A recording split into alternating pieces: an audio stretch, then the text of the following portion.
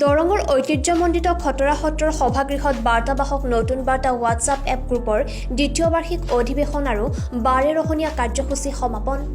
সমাজৰ বাবে সেৱা আগবঢ়োৱা 20গৰাকী সাংবাদিক ক্ৰমে জয়দেৱ ডেকা, লক্ষ্যধৰ শইকীয়া, দীপেন ডেকা, কণালী হাজৰিকাকে ধৰি চিকিৎসক ডাক্তৰ জয়ন্ত ডেকা আৰু কেইবাগৰাকী গাঁও প্ৰধান, শিক্ষক, সমাজসেৱকসহ 71গৰাকী ব্যক্তিক জনোৱা হয় সম্বৰ্ধনা।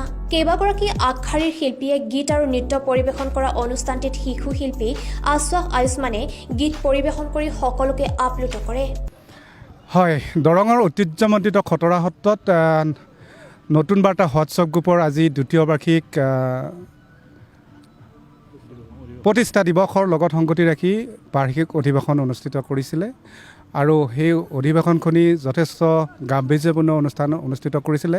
প্ৰায় বিভিন্ন ক্ষেত্ৰত অৰিহণা আগবঢ়োৱা বা বিভিন্ন ক্ষেত্ৰত সেৱা আগবঢ়োৱা প্ৰায় 70গৰাকীতকৈ অধিক লোকক তেওঁলোকে সম্বৰ্ধনা জ্ঞাপন কৰিছিলে আৰু আমাকো এই অনুষ্ঠানত আমন্ত্ৰণ কৰিছিলে সম্বৰ্ধনা দিবৰ কাৰণে। আৰু তেওঁলোকে মই প্ৰথম খবৰত যিহেতুকে সংবাদ সেৱা আগবঢ়াই আছোঁ আৰু সেই হেতুকে তেওঁলোকে আমাক বাছনি কৰিছিলে আৰু তেওঁলোকে 10,000 টকাৰ চেক প্ৰদানৰ লগতে তেওঁলোকে সম্বৰ্ধনা পত্ৰ, গামোচা, জাপি এই ধৰণৰ ব্যৱস্থা এটা কৰিছিলে। আনহাতে এগৰাকী জীৱিকা সখী নিৰুপমা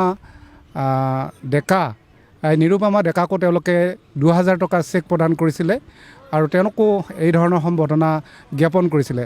এইখিনিতে ক'ব লাগিব যে নতুন বাৰ্তা হোৱাটছআপ গ্ৰুপে আজি 2 বছৰ অতিক্ৰম কৰিলে আৰু এই 2 বছৰ অতিক্ৰম কৰা হেতুকে আজি খটৰা সত্ৰত এই ধৰণৰ অনুষ্ঠান তেওঁলোকে অনুষ্ঠিত কৰিছিলে আৰু সমাজৰ হকে সেৱা আগবঢ়োৱা, বিভিন্ন ক্ষেত্ৰৰ সমাজৰ হকে আগবঢ়োৱা প্ৰায় 20জনতকৈ অধিক সাংবাদিক, গাঁও প্ৰধান, এনেকৈ প্ৰায় 70গৰাকীতকৈ অধিক লোকক তেওঁ সম্বৰ্ধনা জ্ঞাপন কৰিছে আৰু এই নতুন বাৰ্তা হোৱাটছআপ গ্ৰুপৰ দীৰ্ঘায়ু কামনা কৰিছোঁ আৰু নতুন বাৰ্তা হোৱাটছআপ গ্ৰুপে যাতে এই ধৰণৰ এক ব্যৱস্থাৰে সমাজক আগবঢ়াই যোৱা লোকসকলক যাতে এই ধৰণৰ সম্বৰ্ধনা আগবঢ়াই ভৱিষ্যতে তেওঁলোকক সম্বৰ্ধিত কৰি সমাজৰ ক্ষেত্ৰত আগবঢ়াই নিয়াৰ ক্ষেত্ৰত তেওঁলোকে অনুপ্ৰাণিত কৰে, তাৰে আমি কামনা কৰিছোঁ।